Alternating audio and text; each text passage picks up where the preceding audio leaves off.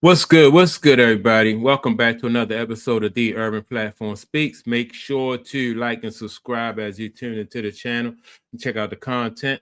And with that being said, man, I think that Jerry Jones, man, probably patting himself on the back. I know early in the season, people were, they was questioning the fact that Jerry Jones let Michael Parsons go, right? But then you see some of the performances from the Cowboys this year, like how they played against Philly. Then yesterday, how they played against Kansas City. They won that game. And like their record is still, they 6 wins, 5 losses, and 1 tie, right? So it's not like they are world beaters, but they still look good. Like I said, against some really good competition. Dak Prescott looked good. He's playing good, pretty well throughout the season. He's been consistent. And so I was watching this show called Good Morning Football, and they were talking about how the Cowboys are built for the playoffs, right? And I was thinking the same thing, man. I was just thinking that, like teams like this is not a team, the Cowboy team is not a team that, people are going to want to play because really good defense, you know, with almost no weaknesses, even though they got rid of Michael Parsons. And then you got Dak Prescott, who's having, in my opinion, a really good season, right? So this is not a team that you want to see in the playoffs. I don't care if you're the number 1 seed or the number 2 seed, you don't want to see these guys. So that's why I was saying they pretty much built for the playoffs. But let's get to some of what was said. This right here, I'm going to play is the Dak Prescott, him after the game, after the Chiefs, they beat the Chiefs yesterday. So this is him in the press conference. Put ourselves right before these games and just the place that we're in of having to get these wins against two elite teams. I mean, the two teams that played in the Super Bowl last year. Last year's last year, but you're talking about two organizations that obviously know how to win. And I don't know if there's been two more impressive wins, but I can tell you right now that we're not going to just sit on some high because of that. We know we've got a big one coming again next week, and all this really does for us is just give us more confidence, knowing that we can go play with whoever. At the end of the day, you just gotta win. You gotta win every game now. I mean, yeah, and hope that's enough. So, I mean, we're gonna play a lot of good football teams coming up. And if we're gonna make the playoffs, we're gonna have to win them all, and that's gotta be the mindset when we step into the building when we get back. So many times before about this game, while the turkey was plentiful, the stakes were high, and they still are for the Chiefs after they dropped that game against the Cowboys. Manti, the Cowboys have won 3 straight since their Week 10 bye. They've experienced heartbreak and fulfillment and celebration and tragedy. It's all there for the Cowboys this season. And a couple weeks back, Manti, we saw a shot of their head coach hugging on the wide receivers after having benched them the first series of the game. And now everything is coming up CeeDee Lamb and George Pickens. How impressed were you by the pass catchers? Let me just ask this question, right, about the coach. And like, is it different this year? Do you all think that Jerry Jones is allowing this coach more leeway and giving him, allowing him to coach more so than he did with coaches in the past? That's just something. I haven't watched a lot of the Cowboys, but you don't really hear yeah, it just don't seem like this coach is really like just a mouthpiece or a figurehead for Jerry Jones. It just seems like this guy is really allowed to coach the team. So I don't know. I'm asking that question though to Cowboys fans. I can't remember if I was watching the Cowboys or the Rams because what the Cowboys have with George Pickens and CeeDee Lamb, it feels like that's what the Rams have with Puka and Devontae Adams. It was the same dynamic. They give you as a defense the same type of problem no matter what coverage you dial up. There's those two guys that you can't account for. And if by some miracle you account for them, they still have Dick Ferguson, and both teams still have running backs that have the last name Williams, Kyron Williams and Javante Williams. So I'm sitting there eating some turkey, and I'm having these great ingredients that I'm just savoring, and I'm like, man, this is all great stuff.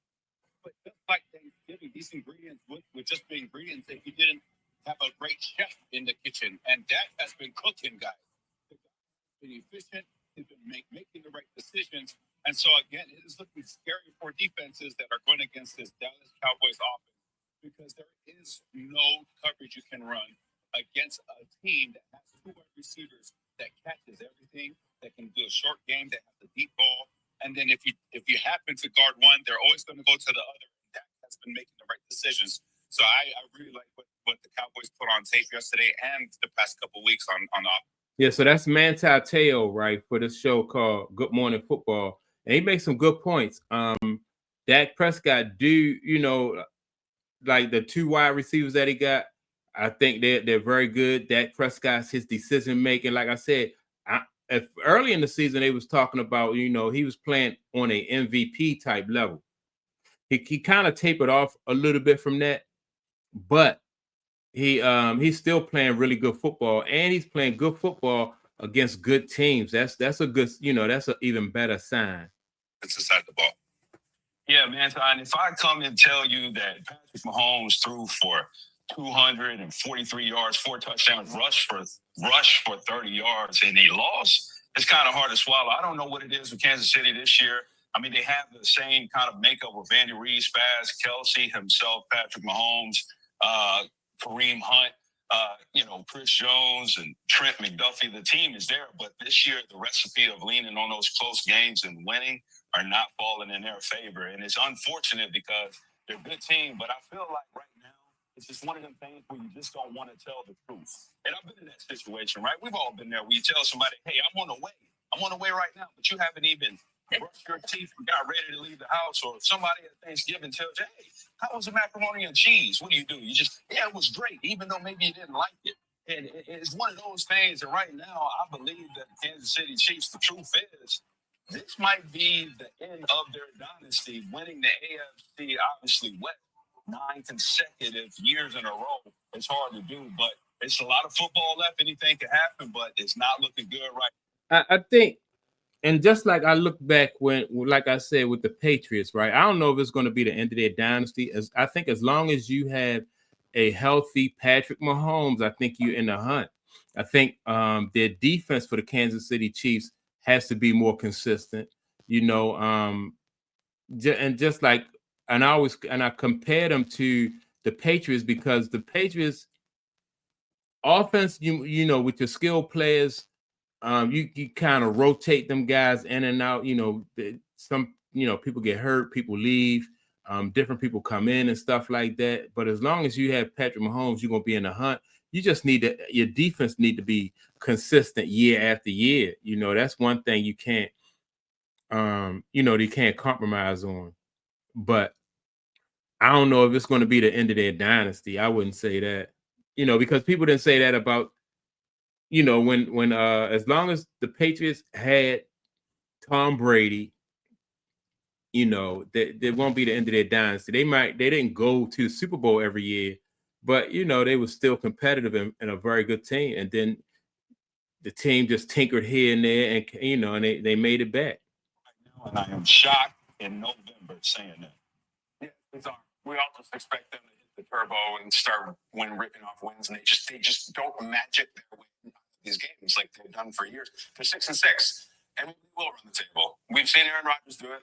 He famously said he would do it, and then he did it, and he got his Packers when he was in his MVP form. Set the Chiefs aside right now. Just set them aside, because the biggest story here is the Cowboys. All right, before you get back, all right, so if you remember last year, the Chiefs won a lot of they won some close games. And it could be the same this year, right? Now, not yesterday. I think the game wasn't as close as what the score said, right? 31-28. I thought the Cowboys pretty much, in my opinion, controlled that game. But last year, the Chiefs won some close games. If they had been able to win like 2 or 3 more games this year, close games like they did last year, then the record would be totally different. So they, in my opinion, they're the same team that they was last year, but they just lost some close games. The Cowboys, and the headline is in back-to-back weeks they have beaten the NFC champion and the AFC champion. That is incredible. I don't know how many times that's happened in the modern era where a team has gone back-to-back wins over the last two champions of the conference. And I guarantee it's never happened to racing a 21-point deficit. And really, in this game, I thought they looked like the best team from start to finish. I know there's a 3-point win, but they're up 10 with a few minutes left to play. I love this team. I love watching this team. They're fun. They're energetic from start to finish.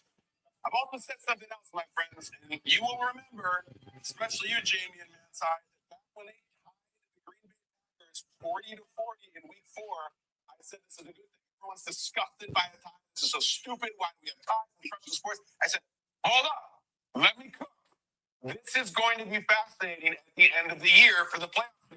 Bring up the end. All right, so here we go. All right, so yeah,